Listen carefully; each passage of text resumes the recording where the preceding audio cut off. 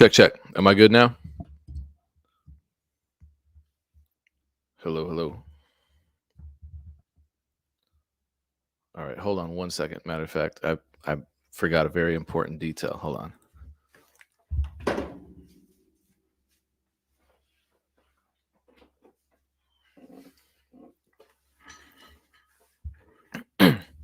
Gotta look like a real authentic Twitch streamer, and you can't do that without the LEDs in the back. So I've stuffed food into my face, and that's why there was a delay. Shout out to everyone that's in the chat. Without further ado, I'm going to bring on the man of the hour, DillyGotItBumpin. Good afternoon, sir. How are you feeling? Good. Can you hear me?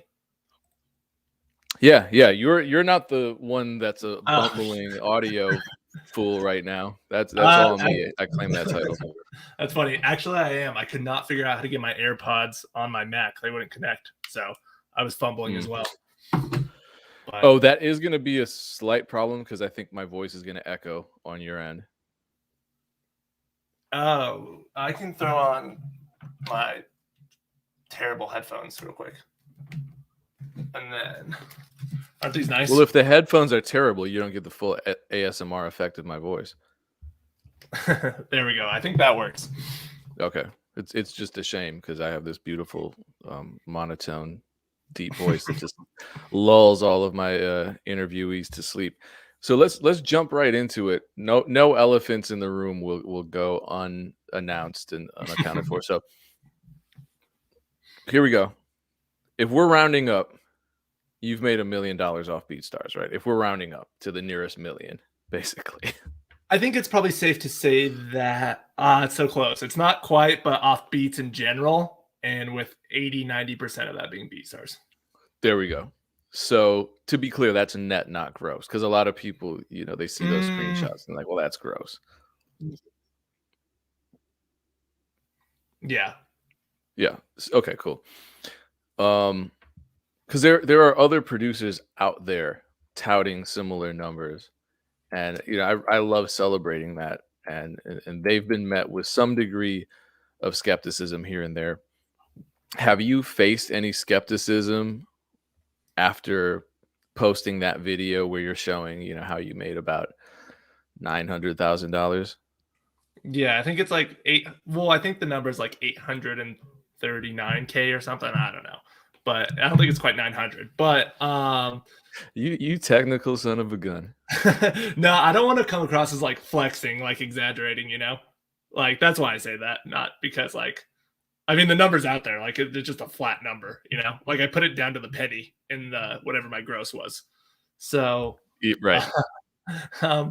So have I gotten skepticism?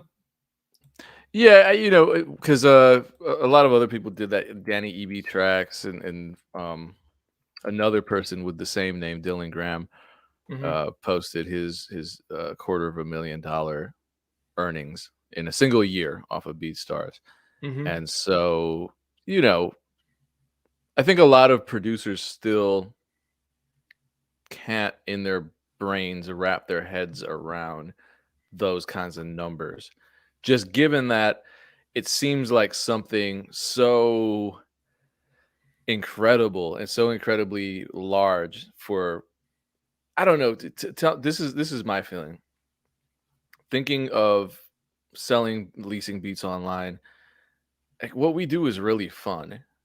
I know you have fun making beats, and we're doing it from home. We're making beats at home, having fun doing it.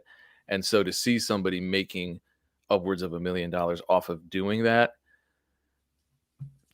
there may be a contingent of the producer community that just can't wrap their heads around it. Yeah, it's real. It's people do it. I talked to Abe, and I want to say that I don't know. It's just a huge industry. It's like upwards of like, I think BeatStars and leases, like the industry is like $60-70 million like a year in like beat leases or something like that. Like, so someone has an opportunity to come away with like $1 million off that, like Cash Money AP, I'm sure has done that. I'm I mean, glad it's you just said that. I wasn't gonna say names that I'm skeptical about. Like I don't want to speculate, but you said it. I didn't. I feel is like a that lot bad? of I us feel like can. that's a compliment. No, I feel like a lot of us can make educated guesses and be like, well, maybe Cash Money AP or maybe a producer whose name starts with the letter M. You know what I mean? We can assume that they That one's probably are interesting. at that level. I would love to talk to the letter M guy. He's hard to get a hold of. I could only I get him know. for a. Oh, I can't say because that's gonna give away who I'm talking about. Never mind. Yeah. Well, anyways, but yeah, no, I mean, I'm sure people have done really well, and like, it's not about whether like it's a fun game to play or not. It's like this. That's the size of the market. So, I mean, whether it's fun or not is kind of irrelevant, which it is fun, Right. but um, like if artists are, I mean, this is my opinion on the whole thing. I mean, if we like zoom out big picture, like it's getting easier and easier to at least attempt to be a rapper. Same with producer. And like all you need is a laptop. You can download free software. And then you maybe need $100 for a microphone and like a pop filter.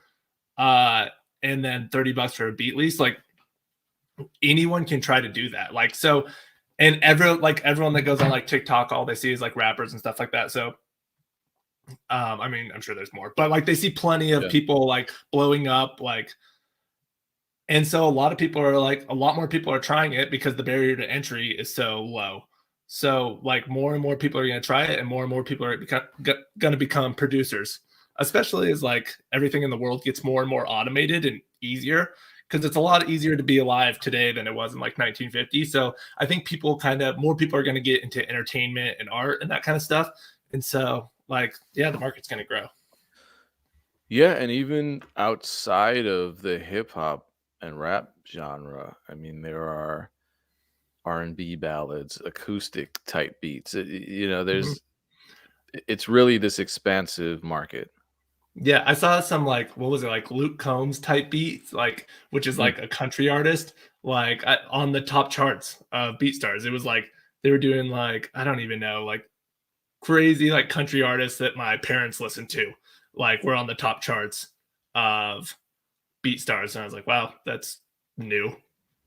Yeah, and you have to figure, just think about it. This goes back to the whole, producer versus beat maker conversation, which I think is just pointless.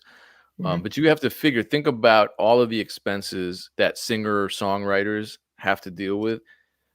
A lot of them go the Nashville route. That Nashville is still kind of the way to go in that world, especially if you're a country singer songwriter. mhm. And to go into Nashville, it's expensive to put that session together. You have people out there who can do the entire thing from their house and just put it online. It's like, here you are. Here's the whole thing for $24.99. Mhm. And As like the opposed only as opposed to going to Nashville, you got to pay all these different people and get into a studio and get everyone together, and um, that's hundreds of dollars per song. yeah, and the only downside that like people would say is like that it's not exclusive, but who cares? I don't think Old Town Road was exclusive at first. Like I'm pretty sure Lil Nas X bought the $35 lease or whatever, and I'm sure someone else leased it before him. But it's like who makes the best song, you know? Yeah, I mean, even we were talking about this on the podcast the other day. Soldier Boy's "She Make It Clap" is leased. That's not even his exclusively. Phantom still is leasing that. So does I've always wondered about this. So does Soldier Boy, because what their contract is like 50-50 on the revenue split, isn't it? For producers on the Sorry, you lease. glitched out for a second. What'd you say? Oh, what the standard BeatStars contract is, it like 50-50 on the revenue split for leases? As Because far as it's not like um, 4% on the master if you like do like a typical industry standard placement contract. Because I think the BeatStars contract is a lot better. Because I've always it wondered why should be. people, bigger artists, didn't just lease, but it's because the BeatStars contract doesn't make as much sense for them. Well, for But the labels, because the labels want, but and this is outside of my scope of experience, but having spoken to Abe, and he was on, and we were talking about this. So these are Mhm. his words and his experiences, not mine. But there are labels that are now just saying, you know what, we're just going to go with a lease. So I think things could change in the industry when we're talking about major artists. So who's to say? I mean, I think Soulja Boy's independent at this point, but I guess it's Mhm. happening on the major label level. Yeah, I've heard a lot about that too, especially with like sample packs. But so I think the interesting thing there is that they will go with like a lease, but they want to renegotiate the terms. So they're okay with it being non-exclusive. I doubt Soldier Boy is okay with giving 50% of song revenue to the producer, but so maybe he spends $5,000 on the lease and renegotiates the terms or something like that. I don't know. That's just like what I've heard stuff like that happening. I would love to know. I would love to know. And I guess Yeah. that's between either I get an interview with Soldier Boy, or I get an interview with Phantom. We'll Yeah, see. well, I wasn't talking about that specific situation. I was talking about situations like that. Well, yeah, it would be. I'm just curious to know how it actually happens in practice, though. Mhm. What else? So when you started on, and how long have you been on BeatStars? Somebody wanted to know, just to put it into perspective. Like for real, October 2018, but I probably posted a beat like I used to just like October in like 2015 or something like that. I posted like a few beats on my YouTube and I just put my email in the description and like someone would PayPal me and I'd give them like a Dropbox or Google Drive link or something like that for like stems. But yeah, it's funny at that time I didn't recognize an opportunity. I was like, oh, that's cool. Like that's cool that I made money that way. But then I didn't even think anything of it. But yeah, so BeatStars, I mean, probably 20 sometime in 2018 is when I got an account. All right, when you started, did you ever think you'd reach that financial milestone? Uh honestly, I'm a little I just kind of if I'm being 100% real, I just like kind of believe in myself. And yeah, I think I didn't have like, ooh, I'm gonna have this exact number by this time, but I'm like, I'm gonna be able to do I'm gonna be able to get really good at this at some point. Like I just knew that I'd be top level, whatever that was at some point. And of course it's gonna fluctuate, but I mean that was my thought going into it. So I don't know. I feel weird saying that answer because a lot of people are like, oh, I never expected, but it's like I kind of thought it would happen. I thought it would be to a very well. The reason I thought that is because once I was making, so say I had 1,000 subscribers on my YouTube channel and I made $1,200 that month, and I looked at my views and I'd go to Social Blade and looked at everyone's views. I was like, I would just do the math. I'd be like, okay, well, this is my conversion rate as of right now, based on how many views I get and how many sales. It equals 1,000. Like, say I'm only getting 50,000 views a month on my channel or something like that. That's just a complete guess. I don't know what that's like. So, okay, no, let's say it's like 30,000 views. I'm like, okay, well, if I'm getting $1,000 off 30,000 views, if I get 10 times that, now let's bring it back. It's probably like 10,000 views a month because if I get 30 times that, I'll make like $30,000 in a month. And that was true. So I just like, yeah, I was doing the math. And I'm kind of doing the math right now off my like on camera channel where I do see if I were to get like Kyle Beats numbers and if I have the same conversion rate for my sample packs, like that's a crazy number that you could do. So it's just like I think the math is there, you know? I always thought the math was Yeah, there. that's interesting because you had a really analytical view and approach from the very beginning, which I think a lot of people don't necessarily have. So you always looked at it as this viable business in addition to just loving making beats. Yeah, that was one thing that was like that I even think is a bit interesting about myself is like I never really second guessed it as like a way to make money. Like I was like it seems strange to everyone else, but it's like I just saw that you could. And I'm like, well, I'm looking at all these numbers and like I know everyone else is like, oh, that's like not sustainable. I even had like people tell me like within the last month, like, are you sure it's a sustainable business? Like, and I'm like, yeah, I'm pretty sure. But it just seemed like I don't know. I've never questioned whether or not someone could do this for a living. Like I don't know why.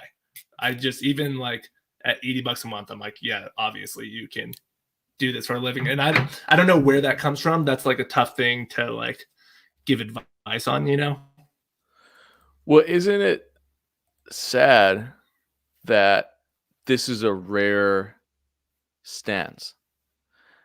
I just mean in terms of I'm looking around, and granted, I understand that this is a hard business to be in, at least starting out. It's not for everyone, obviously. Mhm.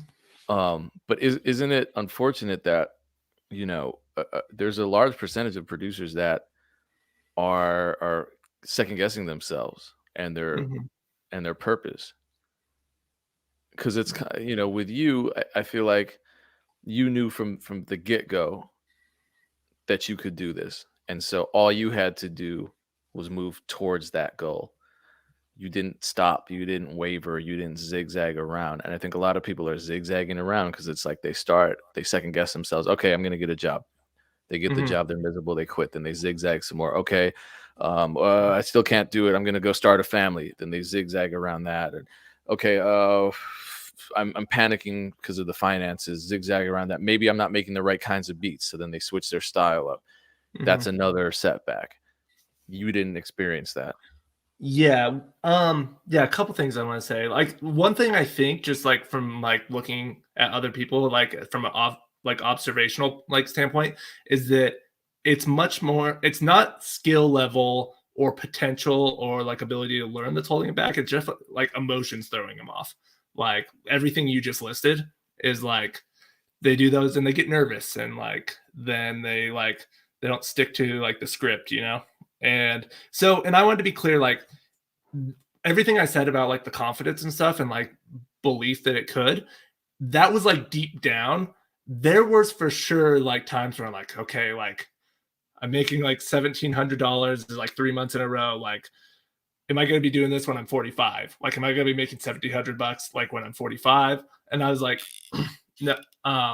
Also, no offense to anyone who's 45, because like if you're 45 and you put in 8 years, like you can be killing it. But that was my, like there was nights where I'm like, okay, like am I crazy for like seeing this?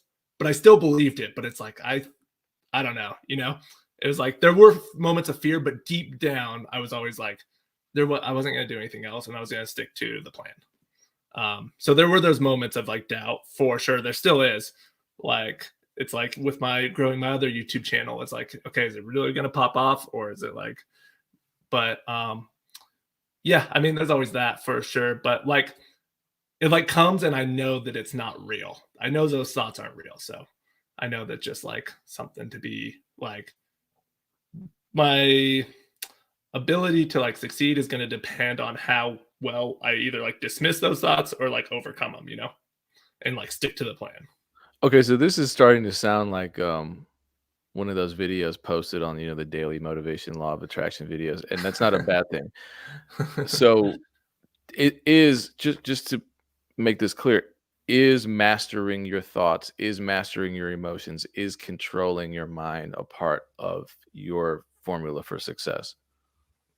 I mean, yeah, I mean, I always do try to stay away from like the motivational, but like if I were saying to, if that didn't play like a very important role in, um, like you just, that's just important to like stick to the plan, you know? It's not like I just imagine something and it's going to come to me. I don't think that's true. You know, it's not like I'm just going to manifest. Like it's like the emotional control and like the ability to like override your like self-doubt just to stick to an upload schedule, you know, and stick to what you think is going to work.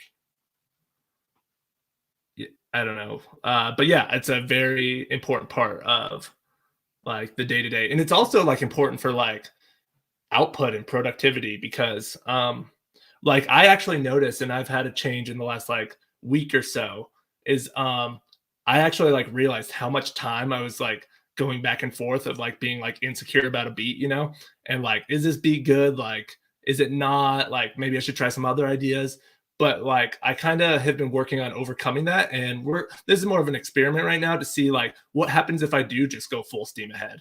And like I posted 4 beats in 24 hours on my YouTube channel the other day. Yeah, I saw. I'm gonna ask you about that in a second. So that just like I think 2 out of 4 of them were good. Like 2 of them were good, not great, and then 2 of them were pretty solid. So like I like it's just like what if I do just override that? Like, but then it's like it's a really tricky balance between like you don't want to you want to be confident but not arrogant, because it's not like everything I touch is gold, because that's not true, you know. So you gotta be like humble in the way where you accept critical feedback, and like how you like and how you know that you have plenty of room to improve and learn, and then but at the same time know that like putting stuff out there is going to be how you learn and improve, because like that's how you get the feedback and that's how you read what the audience is interested in. And so like the ability to the confidence to put your stuff out there and know that like you're going to grow from it, you're going to learn from it even if people say it sucks or whatever, you know, is really important. So, have your prices changed over time? How have you set those? A little bit. Like I think they boost like $5 every once in a while. Right now it's like 35, 80 and 100, or 35, 75 and 100 or something like that. Um for basic, premium, unlimited. And I see some people do like 200 for a limited.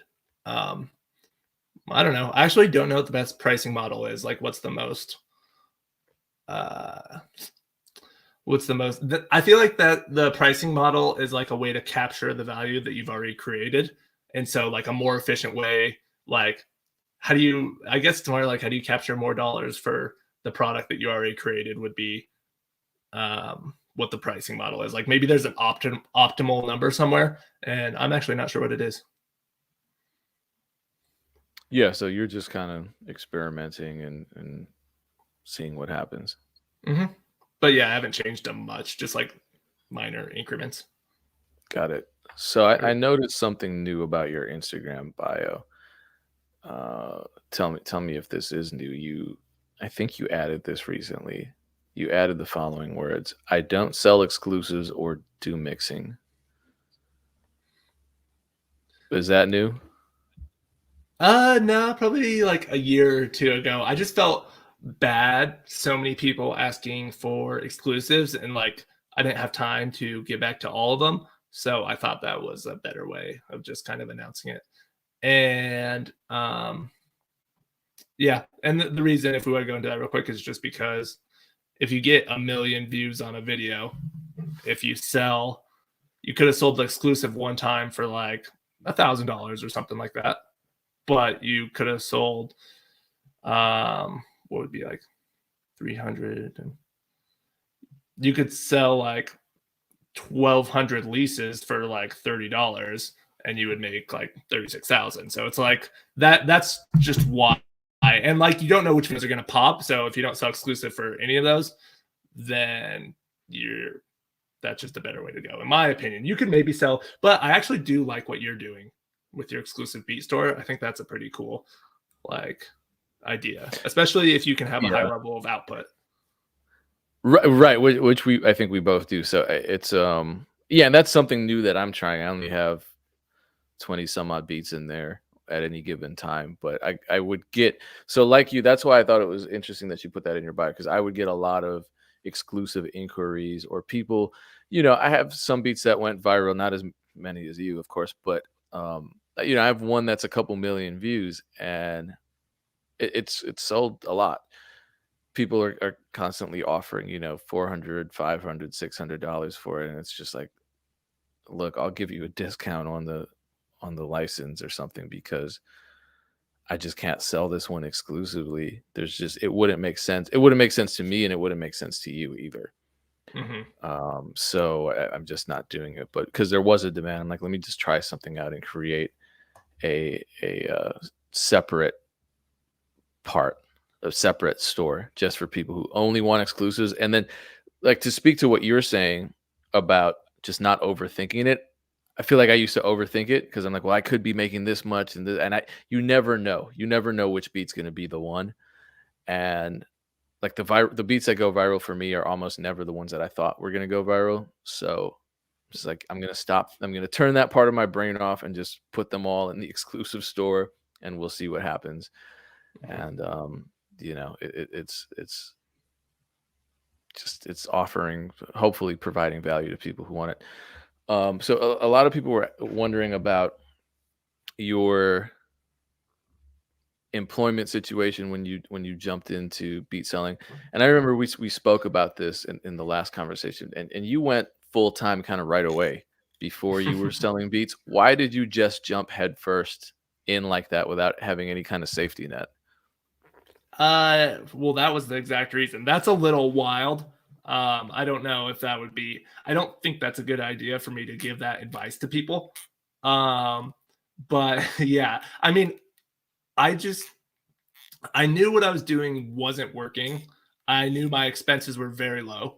I knew it was early enough, like in my life, where I had next to no responsibilities. Um, and I was just down to bet on myself. And I knew no safety net is gonna like I seriously used to be like embarrassed to post like beats when they got like 30 views. Like that used to like terrify me dead serious. And like wait, like long time ago. And I but so like I knew if there was no safety net, I have no choice but to, it was like it was the best motivator for me to overcome those like get out of my comfort zone and like overcome those fears like of like just posting consistently like so like I knew, yeah, it just it puts the pressure on you like, and some people are really good with that. Some people would not be able to focus at all. They would just be too worried about everything. And so it really depends on your like risk tolerance and like who you are as a person. So for me that works pretty good, like that gets me going. So, and honestly, I find it like weirdly exciting for the stakes to be that high. So that's kind of fun for me, but yeah, that's not everyone. So, but yeah, I took the leap with like I wasn't even posting beats online. I was just took the leap of like I have like 6 months saved up at like crazy low expenses.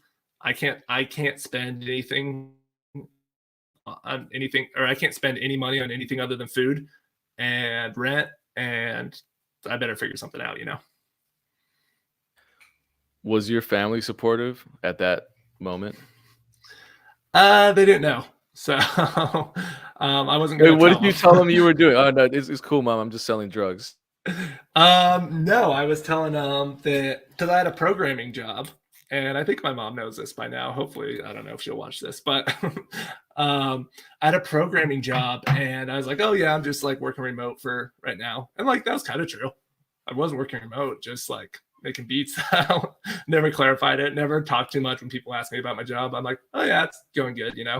And so yeah, and that's probably like 6 to 8 months before like even that's probably like 6 months before that $80 in a month where I made that in October of 2018. So like up until then I was doing like odd jobs like umpiring and like doing weird stuff like that I could find, like just like someone needs like their lawn mowed or something, just like to make rent that month. um and so What did yeah you lease the lawn mowing, or was it an exclusive lawn mowing? Oh, it was exclusive. So that's funny. Um, but yeah, like I mean, I don't know if I did exactly lawn mowing, but like I would just like, oh, actually, no, I did for my grandparents, stuff like that. So like anything odd, just like to make money until I tried to fix like iPhone screens. So I was just trying to do anything to stay alive and trying to figure out like how to make money without having a job because like jobs are not for me. So yeah, so that was like I said, a bit wild, and I wouldn't recommend that. But if you have a high risk tolerance, if I were giving advice to myself back then, I'd be like, yeah, do it. But if I was giving advice to most people, I don't know. Some like I just don't know if everyone has like a risk tolerance like that. So careful on what I say about that. Got it. So let's talk about your video where you broke down your journey towards that, and I think it was $850,000 plus some cents. And I'm sorry, I'm not as specific as you. And this video was great because it shows that you started with nothing, and your first month of using BeatStars, you earned $80, I think, right? That was your first month? Yep. All right. Early on, your sales would jump and drop. You spoke about the ups and downs. Mhm. I actually know why that is now. But Okay, yeah, I'd love to hear why that was, and then I'd also love to hear how you handled that frustration and continued forward from there. well, so I actually noticed I was making more sales on Instagram for that period before they dropped. It's because I had like this Instagram bot that I found, and it would go and follow like other producers, like I'd said to DJ Payne One, and would go and follow. And by the way, don't do this anymore, and this is not sustainable. But it would go and follow you, and it would follow people who recently followed you. It would comment fire emojis on their recent, like one of their recent 3 posts, and then they would see that like then my bio would be like beats for sale or something like that. And so that was working, and then Instagram shut that down. So that's why like I was making probably like a good chunk of the rev, like of the early money, like that, of like when it's from somewhere between like 80 and like $2,000 a month. So that's why I took the dip that one time. And I just remembered that. I feel like people can still do that today, but just more authentically and not with a bot. For sure. So, given that it was jumping all around, how did you kind of overcome that frustration and just keep moving forward? I mean, it was because of my uh setup. I mean, and just like I had no choice, you know. Uh yeah, it was just because like of the way I set my life up where like I had to sell beats to make money. So like when it you don't have time to feel bad for yourself when you got to pay the rent, you know? So Yeah. I mean, so that's why I put myself in that situation. It's tough. I like I said, I don't know if I'd recommend that for everyone, but and I was young enough that like if I wanted to go back to school, I could have like graduated when I was 25 and just been like 3 years late from everyone, you know. So I always knew that would be okay. Like I could always get a job to and keep my same living situation. So um Because I think, yeah, fear does increase with age. I I really think it does. it depends. I think it increases with responsibility. Right. Right. Well, I guess responsibility generally increases with age. I think it probably should. Yeah. But again, like, I'm in a very different situation from most people in their 30s. I don't have kids, I'm not married. Mhm. Uh, I don't have student debt. So again, like you were saying, the risk factor for me, or the what did you call it? The risk. Well, I like your like risk the term. tolerance My for like risk. Yeah, my risk tolerance is high. yeah. Oh, here's a really good question. Yeah, I would imagine a lot of people in our that's funny. I just saw Mike Tramp's question. Uh, yeah, He you can called buy you my bad champ. things for $1 million exclusive. Just kidding. Oh, he's got it. He's got it. He was ready to put up $1 million for that funk volume battle. So he's got it. So you had this kind of slow growth period for, I think, a good year until you reached that 40, not 40, $4,000 a month BeatStars revenue. Mhm. And what was interesting to me is that around that time you were kind of switching your targets. You didn't consistently focus on keyword niches at that point, um, but it worked for you, which was Uh, interesting. I would have to see Especially, this. Oh, sorry. sorry, go ahead. Oh, sorry. It was glitching a little, but I know, I feel like you're a CNN correspondent right now via satellite. so I was targeting, I think I was targeting niches. There's like two different niches I was targeting, if I remember correctly at that time. So there was the Kanye, J. Cole, um, like in like niches of those people that would be like in the same lane. So like with J. Cole, you could be like Boss or like Isaiah Rashad or something. And then with Kanye, you could be like very specific type of Kanye, you know? And then there was like also like really small artists that a lot of people probably don't know about it, like probably like Skizzy Mars, and like I would do like Jeezy, These Things Happen type beat. So there was like this alternative like alternative, like more, I don't know, there was a certain rap that was like popular in like 2014 that I liked, that I kind of sent like beats in that direction. So there was like two different ones, but I definitely kind of grew out of the G-Eazy one. But yeah, it was still, I think they were still like targeted niche. I didn't stop being so targeted until like December 2019 and January 2020, when the numbers started to go crazy. And I noticed like if I post a Drake, just straight Drake type beat, it could get 10,000 views in the first day, you know? So then I was like, oh, okay, cool. It looks like I've graduated past this for now. And then, but until then, and then even at that point, I would still post like a Kanye, My Beautiful Dark Twisted Fantasy type beat or something, you know? Yeah, so that's a lot. I mean, it's a lot of different keywords. So the YouTube algorithm is just this really sort of nebulous thing. Um, you said something interesting and important in that video. You said you don't have to have a big YouTube channel to make money selling beats. What is your advice to people with small YouTube channels to really laser focus their beat traffic? From all sources, not just YouTube. Well, specifically YouTube, just because that's such a beast in and of itself. Yeah.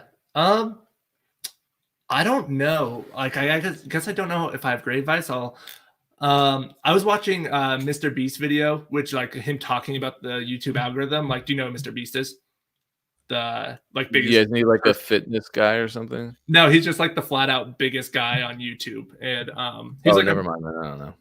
he was on like Joe Rogan's podcast the other day, but he was talking like he's very analytical and looks at it like very much from like a looking at data like point of view. And he was talking about like you can always swap out the word algorithm for audience and it works. So like you're really just trying to please the audience, and so is YouTube. So what you're really trying to do is please the audience. So I like, which makes you think about specific people. So like, for example, if I'm doing the Kanye West College Dropout type beat, I know there's a rapper who was listening to the College Dropout, feels super inspired, wants to make a song with like that uplifting, soulful feeling, where you could probably rap and you don't have to be like so like tough and hard, like, and you can. So then he goes to YouTube and he types in Kanye West College Dropout type beat, and I knew that like a lot of producers weren't thinking like that. And so, and that's just, I just use that example all the time, but you can swap that out for so many different keywords. Like, just think about what people are actually looking up. Like, if anyone has like a cult following or a diehard fan base, but they're not like so crazy popular, like, they have fans that are listening to their music in their car and then wanting to rap like them and literally searching up very specific keywords of what they want. And that's great, like for getting on early and building a fan base. And like, and then your whole job is just like to please your audience. Like if your views are dipping, which honestly my views have dipped a little bit right now. What I think is the cause of mine is I think my thumbnails are outdated. Like I think my thumbnails looked old and people were like, if you go and look at everyone that's popping right now, they have a similar style thumbnail. And I think mine were just like a little outdated. And so I was getting a lower click-through rate. Sorry, I'm going on a tangent, but this kind of. No, I like where this is going. I had a lower click-through rate. So YouTube is pretty simple. It's one, how your audience retention, your watch time. Like if you post a video, like do they watch for the majority of the time? And so like that's going to be important. And then two is like how clickable your title and thumbnail are, because that shows to YouTube that it's interesting content and like it compels people to click on it. And so that's your click-through rate. So like if someone had if we both had like a minute 50 watch time on a good beat, me and some random competitor, and they have a 15% click-through rate and I have 12% click-through rate, and it's like the same exact beat, they're gonna get like 10 times the views because they're gonna be way higher in the search results when someone types in Drake type beat, And so like it wasn't that they had a better beat, it was that people like their thumbnail and title better, and they clicked on it slightly more, and then it ranks higher, and mine gets buried. And so like and then those people are just going to dominate that term, you know? So it's that's kind of how it works. Like, so I mean, I got to work on getting my click-through rate up, and a lot of that is just studying like what's working right now. So I mean, if you looked, I did switch my thumbnails recently, and I have noticed a higher click-through rate on every single one. So Okay. Yeah, I'm thinking about doing the same thing. When you said the thumbnails that everyone uses nowadays all are similar, what are they? How would you describe how the kind of modern day type beat thumbnails are looking? Because from my perspective, they're just kind of like random, almost low quality looking images of artists and cropped vertically with a lot of negative space.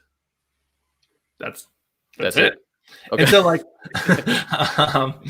the thing is, the way I look at it is like, it's not up to me to decide if that's cool or not, you know? Like, I'm not crazy impressed with like the ability to do something like that, but that doesn't matter, you know? It makes our lives easier because you work really hard on your thumbnails, and so do I. And it's just kind of like, damn, if I can do this easier, you know, and if that's sometimes the easiest solution is the best solution, right? Yeah. It's all about what's effective, you know? Like, you could spend a million hours like putting in, like doing all this crazy stuff, but like if it doesn't catch the audience eye, like it doesn't catch the audience eye, like, you know? And so like there's something about it, like I don't understand. I don't know what like what the reason is, but there's something about it that makes people click, you know? That like it's more clickable. Like, and if it might just be 1% more clickable, but like that's if my click-through rate on my channel would raise 1%, I would probably get an extra 200,000-300,000 views a month and probably make like an extra $5,000-6,000 a month, I swear. Like just off of 1% more people clicking on my videos.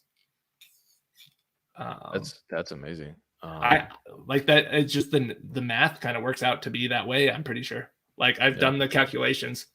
Like, so and this is a good question because clearly you're looking at your analytics pretty regularly. You're looking at your YouTube stats and your click-through rates and all that. Probably a lot of producers aren't. Yeah, almost doing that, or if they are, they maybe don't necessarily understand what all those things mean.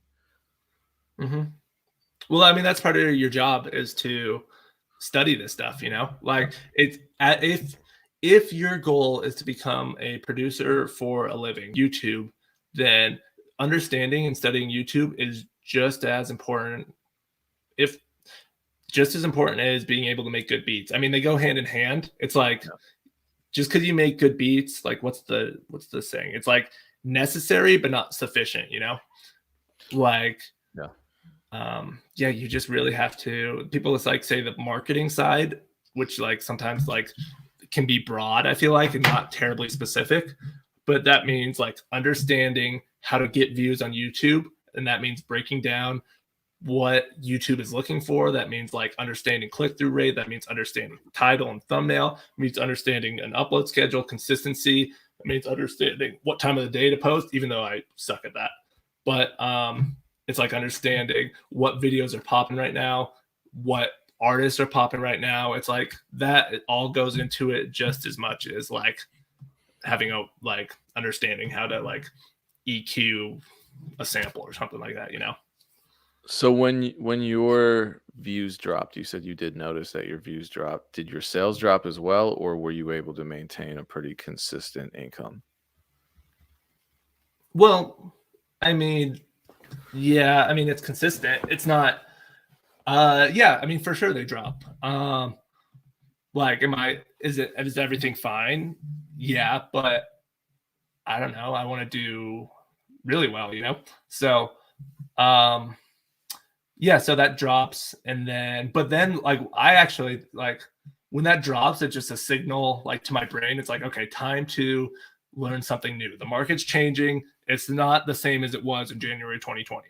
Like things are different now, so it's time to relearn everything. It's like forget everything you know, like, and it's time to relearn and try to find new ways of making money. And I've found like I've discovered a lot of new things, and I think there's more to discover.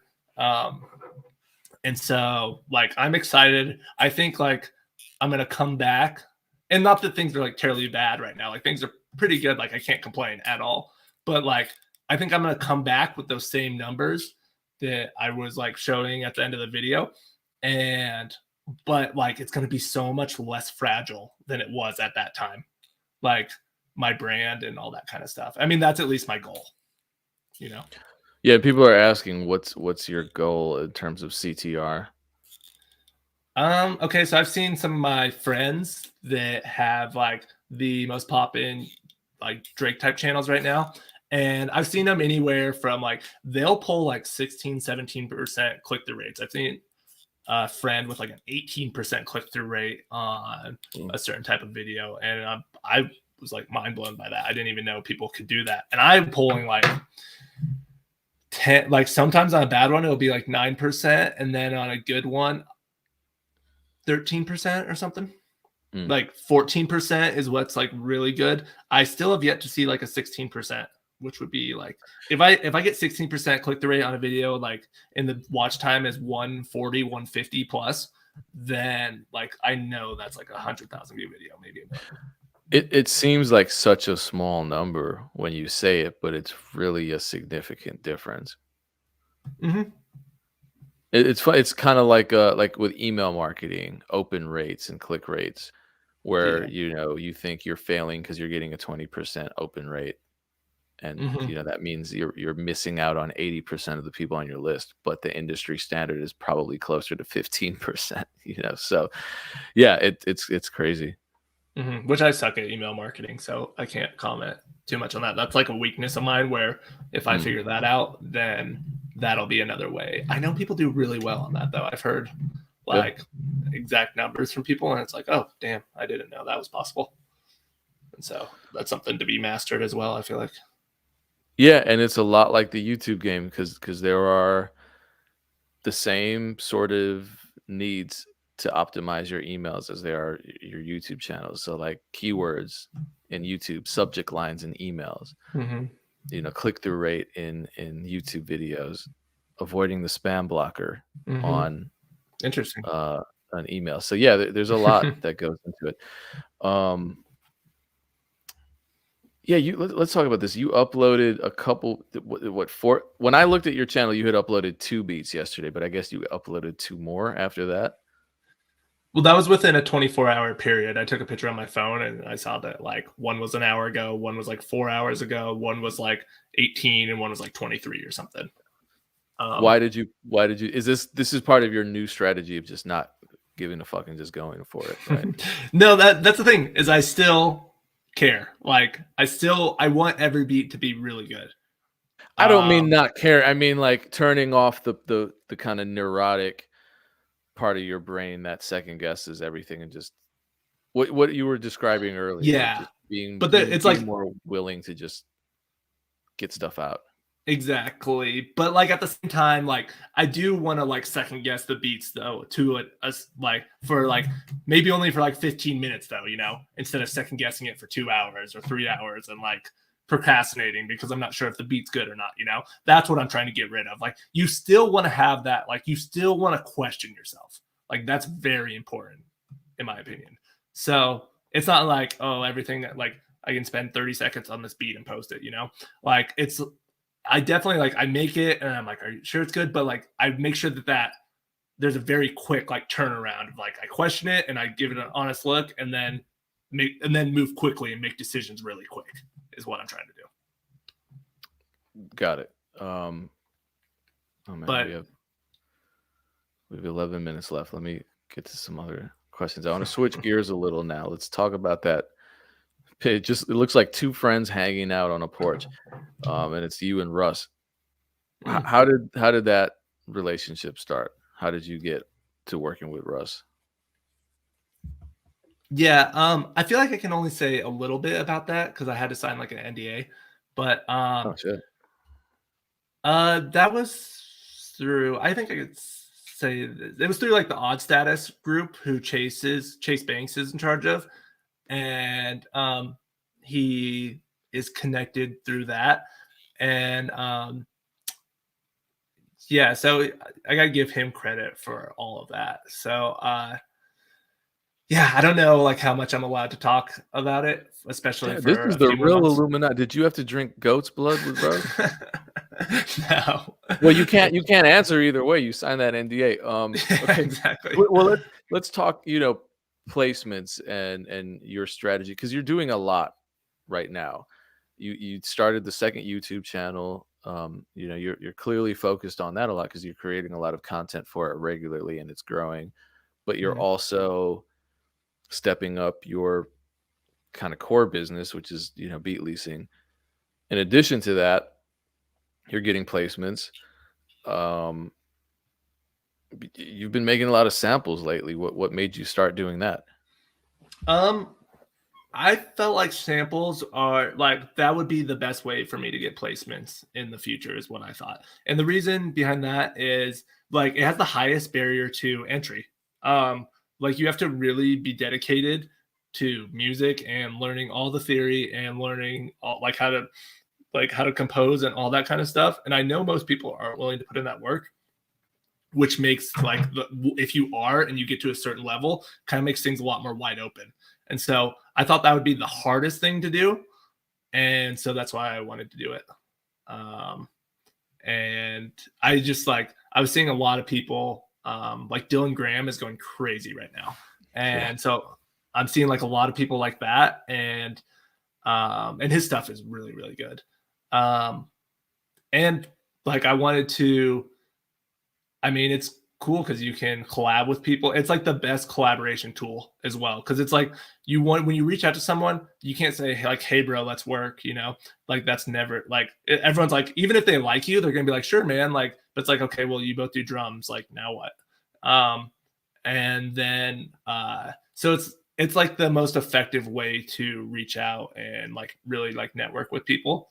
um yeah, so it's just a great way to build relationships, and it's just like another um income source, which is amazing. There's a ton of upside to it, and it's like I honestly it's just fun too. Like it's really cool to learn about like different genres of music and like go and break them down and like, oh, this is what chords they used, this is what like how they like wrote lead melodies and how they this is like the elements they used and stuff like that. And it's been really fun lately. Like I've been going on me and my friend Kavi, like KXVI, who's Oh, I also just from talked to him today, actually. oh Yeah. really? Yeah. That's crazy. Yeah, he's also from Colorado. um but yeah, he does really well. He's got a really solid business with the samples. And so we've me and him, we've been going on like Fiverr lately and getting like musicians and instruments or musicians to like replay like live instruments and stuff like that. So one is just really fun, and yeah, it's just I like improving and learning and that kind of stuff. And so that's like a great like avenue to pursue because it's so difficult. Yeah, I mean, you send me samples all the time, and I use them, and the beats that I make with Mhm. them sell pretty regularly. But and I Um, love it. So well, I imagine, I appreciate you using the loops. That I'm always excited when I yeah. see a Well, they're good. DJ Yeah, they're good loops. And Academy. then Kavi sent me some loops too. So I guess it's all in the family. But I imagine you send samples to many producers. How did you build a network of producers that accept samples, and then how do you stand out among the other sample makers that are flooding in my inbox is flooded with samples. I imagine other producers' inboxes are the same story. Yeah. Yeah, and mine are flooded as well. So it's actually nice because I know that what the other side looks like, because I know what the target audience is because it's me. So um how do I stand out? So one, it just helps being known. So you want to build a brand, you want to build a YouTube channel, you want to build an Instagram. Um, you just want to build a brand. That's why as my second YouTube channel grows and I really like build more of a brand within the producer community, because my type beat channel I want artists to follow, my other channel I want producers to follow. And so as I build that, like if you see 50 random emails but I see someone who like hypothetically, like someone who's bigger on YouTube, like if I saw like Simon Servito sent me loops or something like that, I'm gonna click on those and like check them out. So that's what like in the so at that point, it's not really quality that would separate it. And so just be known. And then the other thing is like and I don't think this is my place to say if I'm good or not, but I'm trying to be good. I'm trying to put like a high level of effort into them. I'm trying to like try to come up with interesting ideas that maybe people haven't done before, or like inspired by a certain genre that like or just do that well, you know, like have the right textures, you know, like have it feel authentic, you know, and have it just be like high performing. I don't know how to explain that exactly other than just like putting time and like paying attention to what's working. But like I feel like mine have like some soul into them, you know, and it's not just like piano roll that someone clicked in. It's like I've learned how to play the piano. I bought like vintage synthesizers.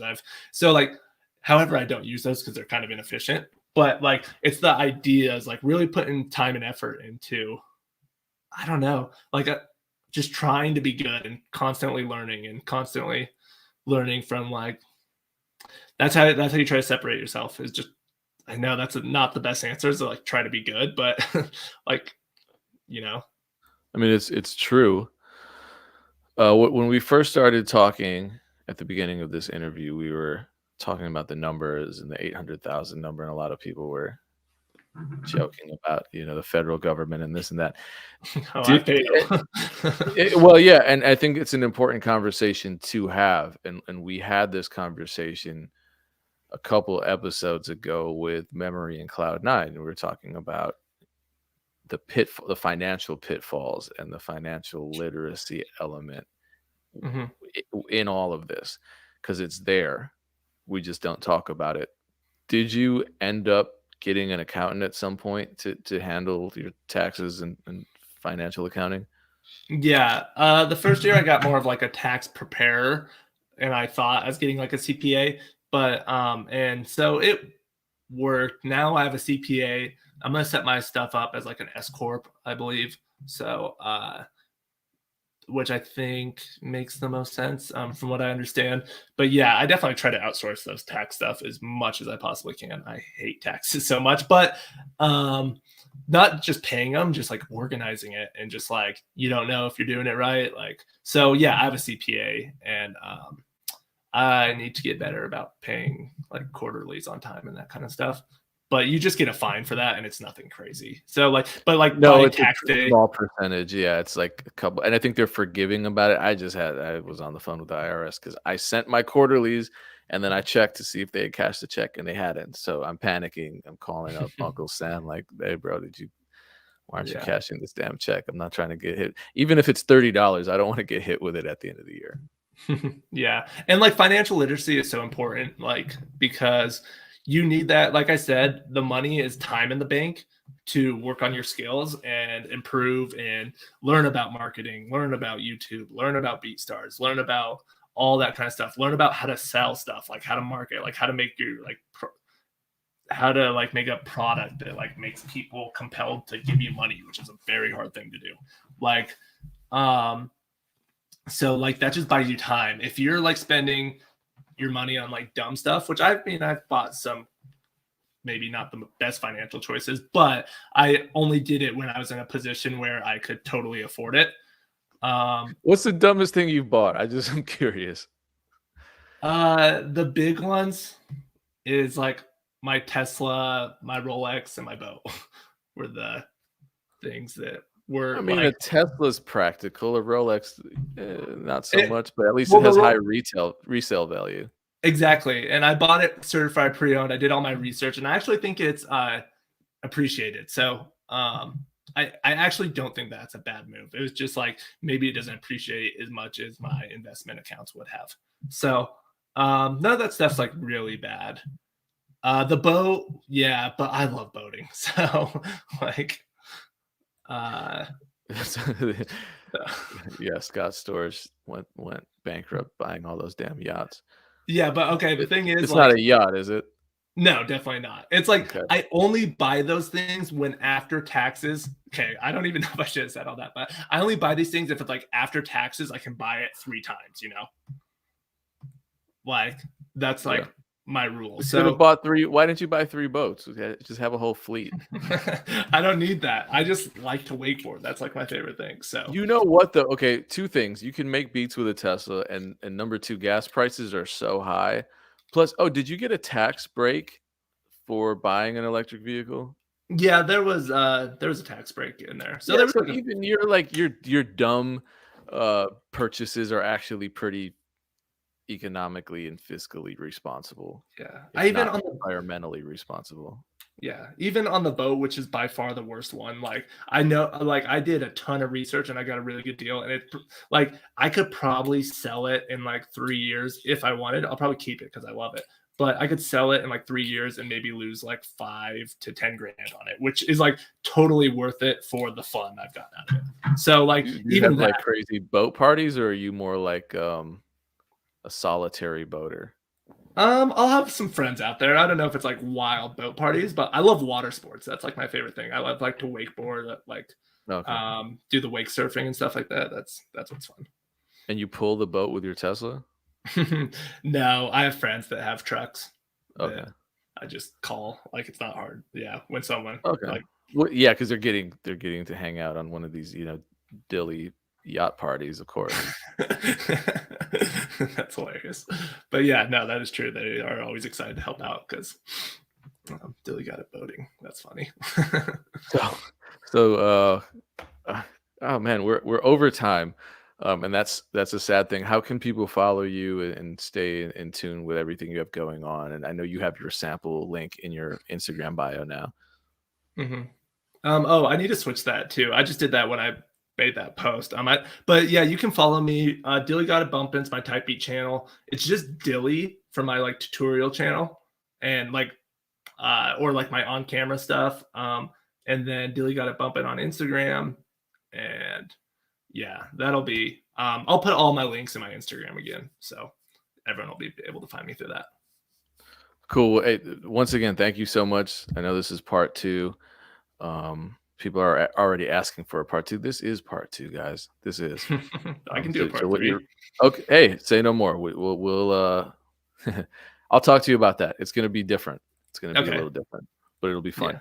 Yeah. So let's make that happen. Shout out to everyone that was on the chat. Next Thursday, I'll be back, same time, same place, and I will have mini producer and Ellipsy on. It'll be like a Dilly yacht party. Because there will be a couple of extra guests. So appreciate all of you. We will not Monday, Thursday, same time, same place. Thursday, 3 p.m. Eastern Standard Time, right here on BeatStars.live. And Dilly, we thank you for your time, and I thank everyone that hung out in the chat and that asked questions and engaged and networked. I love seeing it. Have a great weekend, everyone. Stay safe, stay productive.